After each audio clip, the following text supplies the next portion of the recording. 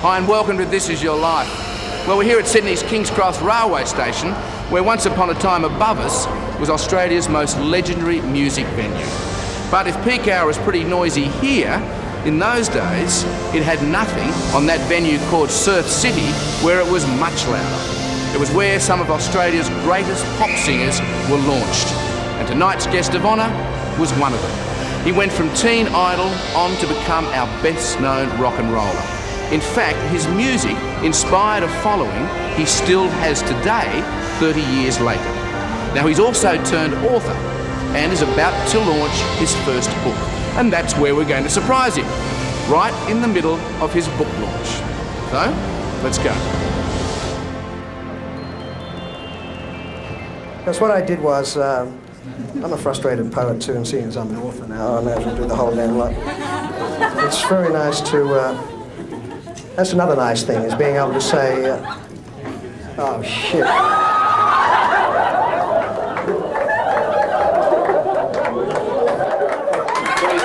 What are you doing? I was just with this guy in LA. There's no way to buy my way out of this, is there? There's no way you can buy your own. And I know you're not all that fussed about it. I'm not. You have actually said to Lynn, please don't let them ever do that. I swore I oh, God. And we're going to do the show now. Right now? Well, we'll give you a couple of minutes to say goodbye to your guests here, of course. But the show... Thank God I didn't have a couple of drinks then, mate.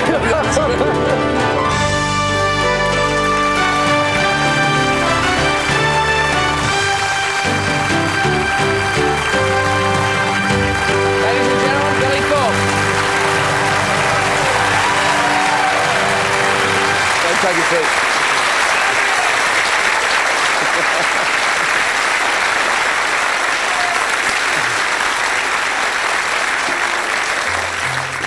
William Richard Thorpe. You're born on March 29th, 1946 in Manchester, England, the only child of Bill and Mabel Thorpe. Your father is a bulldozer driver who plays the accordion and the piano. Your mother is a showgirl who hangs up her dancing shoes to raise you. She becomes your fiercest supporter, and she joins us now.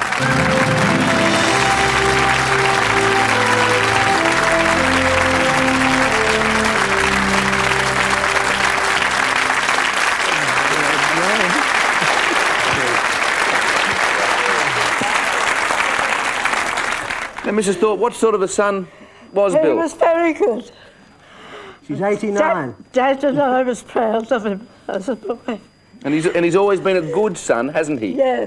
He's been a lovely son. Why don't you take a seat over there next to Billy? I will. Thanks, Mrs. Thorpe.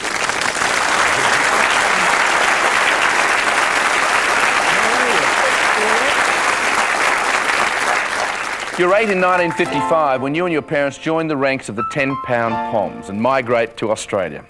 Your first taste of this strange country is in the Salvation Army hostel in Melbourne. Now, that same year, your parents present you with a guitar, and something magical happens when you pick it up and play it for the first time. From then on, you rarely put it down. The family then moves to Brisbane, and your father opens a general store. Now, a local talent scout spots you strumming your guitar behind the shop counter. She offers you a 2-week gig at the Railway Hotel in Wollongabba. Is that right? Wollongabba, when you're just 10 years old. That's right. Billy, your career now starts to take off. At the ripe old age of 11, you become a regular on local television programs like Teen Beat. You earn your stripes in stage shows, clubs, even vaudeville. At 16, you make your first national television appearance on the afternoon teen show, Saturday Date. Oh, you mean the Pimple Show? It's the host of Saturday Date and the man who gave you your first big break, Jimmy Hannon.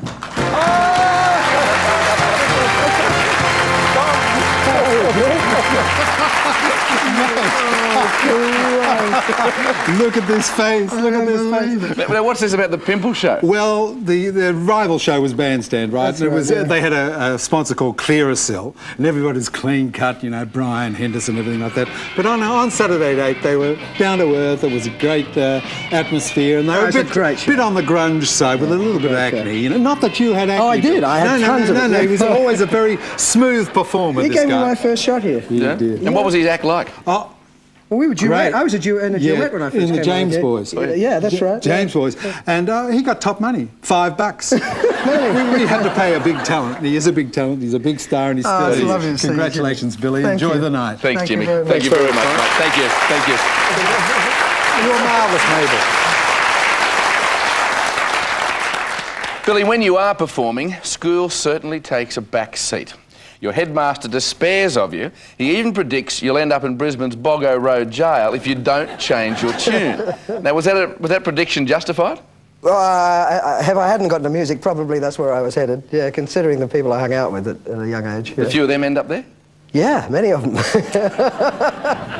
Okay, well, don't go away because coming up, Billy Thorpe is crowned King of Pop. But first, let's hear from a few of your mates, starting with Olivia Newton-John and her sister Rona.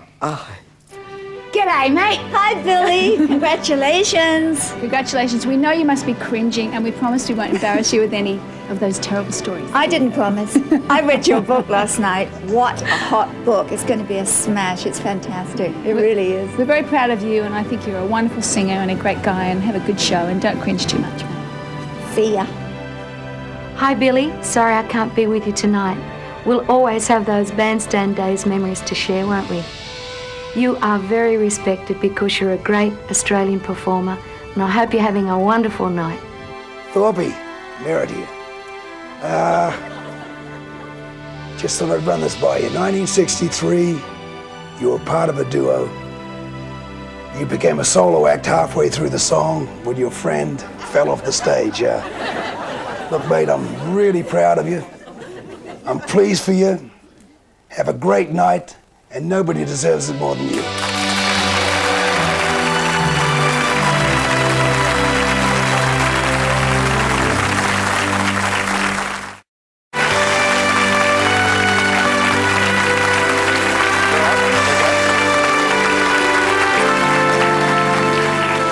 Welcome back to the Billy Thorpe story.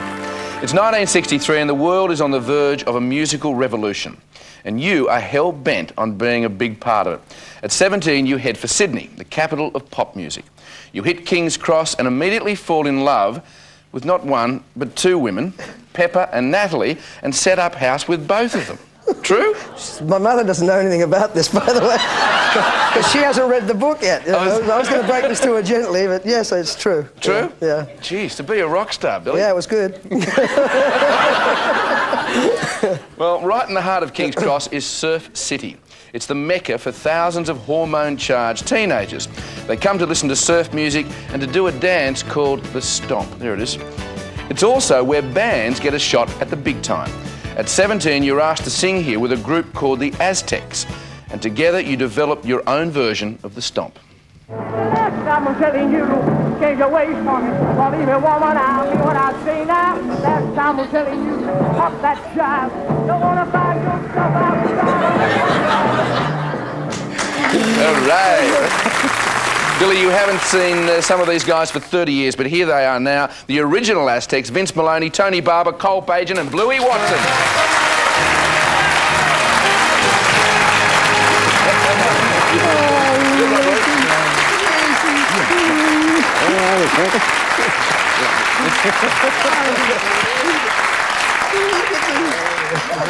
So listen, guys, will you show us, will you just give us a quick rendition of the Stomp for us?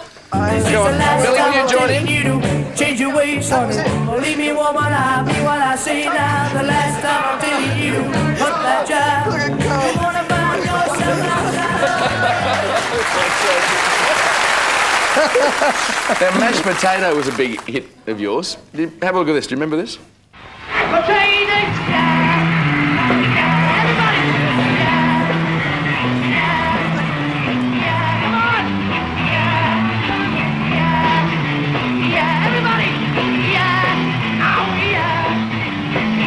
Now, they were pretty complex lyrics, weren't they? They were. 172 times in 4 minutes. Is that right? Yeah. Yeah, Billy and I thought that we'd pick a song that would tee off every parent in Australia, and that was the one we thought. And it did it. Yeah, Mashed Potato. Yeah. Gentlemen, thank you very much for joining us. We appreciate it. Oh, God. Thank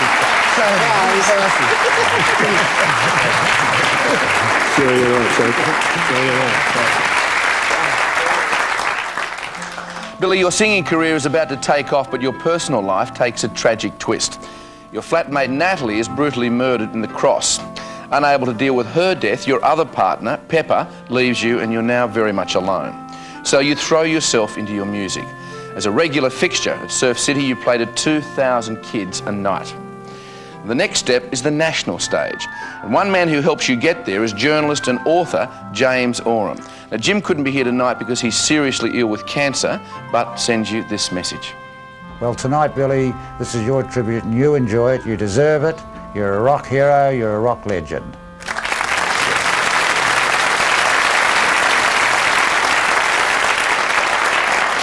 It is now June 1964, you're 18 and about to turn the Australian music world on its ear. Billy Thorpe and the Aztecs released the cover song, Poison Ivy, and it screams up the charts to #1.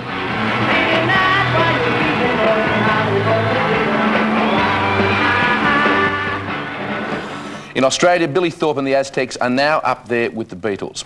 At just 18, you have 3 singles in the top 40 all at the same time. You also win a Logie for Best Teenage Performer. In the eyes of tens of thousands of fans, you are their idol. In the eyes of their parents, you are the devil himself.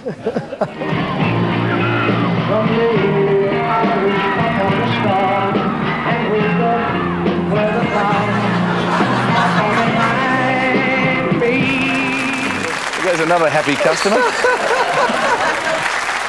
And after the break, fame and then infamy as Billy Thorpe becomes the bad boy of rock and roll. No. But first, some Cheerios from a few friends.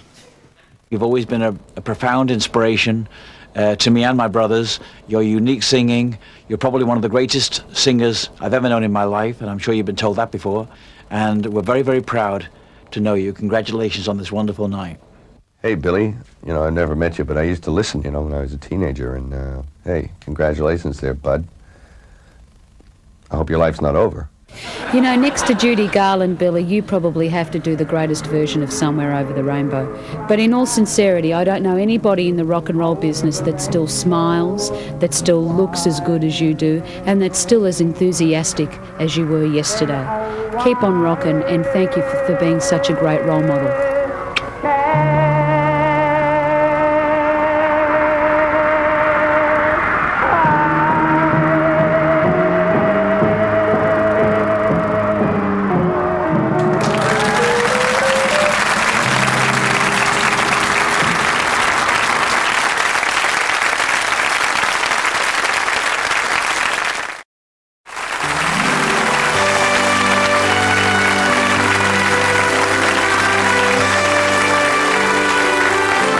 Welcome back to our tribute to Mr. Billy Thorpe. Billy, you're not even 20 when money squabbles blow Billy Thorpe and the Aztecs apart in 1965. But you don't miss a beat. With 4 new musos, you simply reform the band and your reign continues. The following year, you host your own television show called It's All Happening. You're only 21 when you host another television program called Go.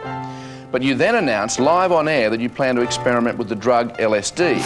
The Minister for Health threatens to throw you in jail and the show is suspended. So what made you do that? It seemed like a good idea at the time. I was an idiot. You're 22 when you make another public announcement. This time it's your engagement to Jackie Home, and life is pretty sweet. 2 years after you announce your engagement to Jackie, you break it off. But it's not long before you fall in love again. This time you spot a beautiful blonde woman roaring through the streets on a motorcycle. You're in a taxi and you tell the driver, follow that girl. And you've been following her ever since. It's your partner of 25 years, Lynn Thorpe.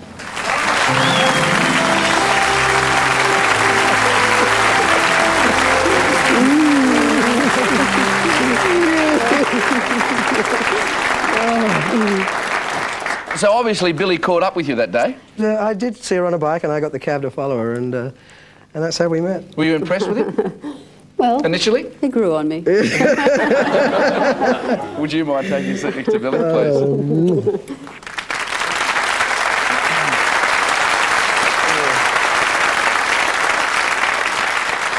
The lineup of the band changes once again, and you make headlines when you're arrested, this time for swearing on stage.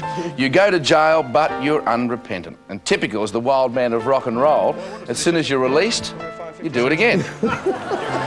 Off stage, you and the band are just as infamous. There are always trashed hotel rooms, and on one occasion, you're even thrown out of a New South Wales country town. True? Yeah. You certainly earn a reputation for your wild all-night parties. I should know. I collected your garbage. It's Men at Work's lead singer, Colin Hay.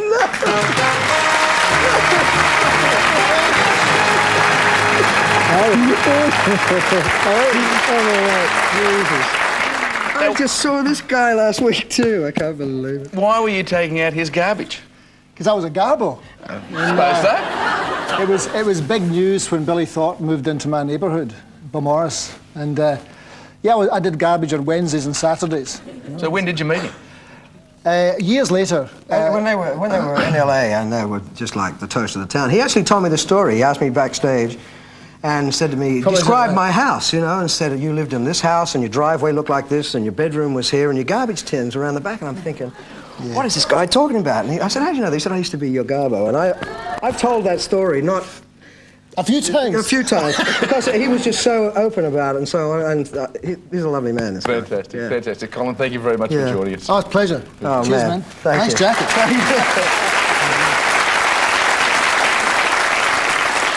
Your irreverent antics have by now made the Aztecs Aussie working-class heroes. That same year, thousands of your followers come to salute you at the Sunbury Pop Festival, Australia's version of Woodstock. Clap your hands. Most people I know think that I'm crazy. I know at times I act a little hazy. Recognise that bloke? Oh, Molly! Molly Meldrum, minus the hat. Billy, you're 26 and become a father for the first time when your daughter Rusty is born. By now, the times and the music are a-changing. Only one more album makes it into the charts before you and the Aztecs finally break up in 1975. Ever the Larrikins, you all pose bare-bottomed on the album's front cover. Billy, you now embark on a solo career, but soon become disenchanted with life in Australia. You've been in the public spotlight since you were 10, and you've had enough. You pack up your family and leave for America. And after the break, Billy Thorpe rides into Hollywood, but first, let's hear from a couple of your mates. Not worthy, Bill! I'm not worthy! How are you, Billy? Bill, the sad truth about it is, yes, you are the greatest rock and roll singer this country's ever produced. The prettiest. I am the loudest. Hey, it's just the truth, Bill. But this is your night. Congratulations, mate. G'day, Thorpe, how are you, mate? Sorry I couldn't be there. Listen, I just had to tell you this. You were the guy that I used to go and see. You're responsible for me screaming like this. I used to go and see you when I was about 14. I remember going to Sunbury, and, well, what I remember of Sunbury, and you were the best, mate. I used to come and watch you, get up the front, headbang, oop-oopy-doo, and all that. You're still doing it, mate. Good to see you.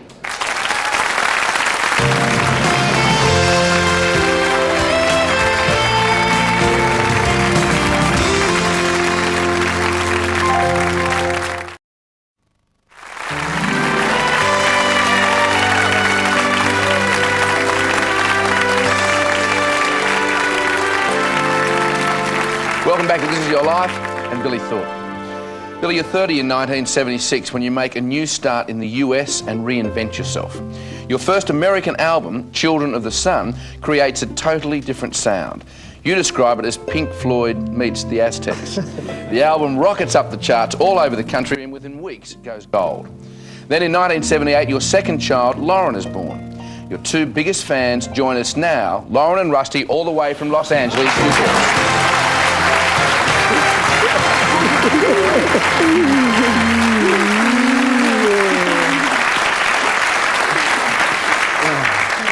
So, girls, what's it like having a rock star as a dad? That'd be a bit different, wouldn't it? Pretty cool.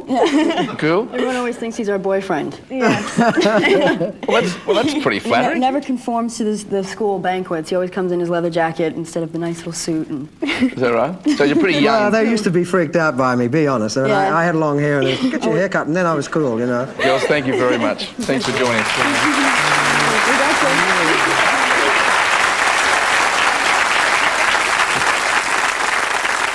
Billy, this year you turned 50. but you're still a big kid at heart. In fact, it's Billy the Kid and Butch Cassidy who inspire you to regularly dress up as a cowboy. You're a member of the elite hole-in-the-wall cowboy gang, a group of directors, actors and musos who don their 10-gallon hats and go riding in the Wyoming wilderness. Now, they've heard that we've kidnapped you, and they're doing their best to try and get you back. Whoa! Whoa! Whoa! Whoa! Whoa, boys, we pulled that one off. Yes, sir. Now we can pay that stinking ransom money and spring on Billy. How much do we get, Cash? Looks like about 200 grand. Woo! All right. Why don't we just offer him 100? We'll keep the rest for ourselves. Hey, we're talking about a fellow hole-in-the-wall gang member here. Let's offer him 50 and see if they push us. How are we going to ride from here to Australia? Well, I'd say very carefully.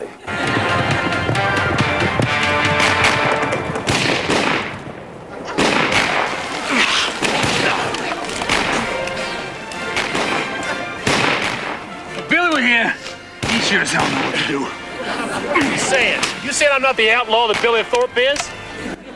That's it. Grab your weapons. And whoever gets out of this alive, take the ransom. Bring Billy and tell Billy you did all this for him. Let's go!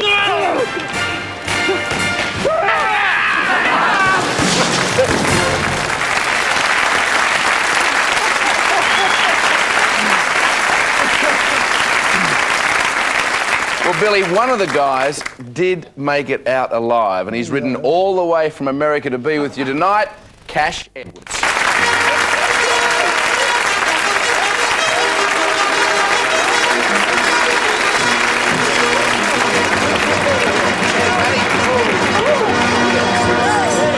Pay the ransom, you can come back now.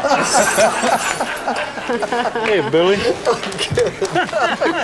Can you believe that? I don't believe it. Hey, buddy. I don't believe it. Go. Billy, come over a little closer with us if you can. Oh, God, Cash, how are you? Great to see you, man. Now, Cash, tell us more about the hole-in-the-wall gang. Well, it's a group of friends from Denver and Hollywood. We get together every year, dress up as outlaws, and go riding where Butch Cassidy and Sundance Kid went and camp out and the whole bit. And how does he handle camping out? Well, I'm the singer, you know. I was the first Aussie to be invited. I actually went on the 10th anniversary some years ago, and they gave me a guitar, and I knew every Hank Williams song ever played, and they said, let's get this guy in the gang, you know? He knows one Hank Williams song. Cash, thanks very much for joining us, and I really appreciate it. Congratulations, mate. I can't believe it.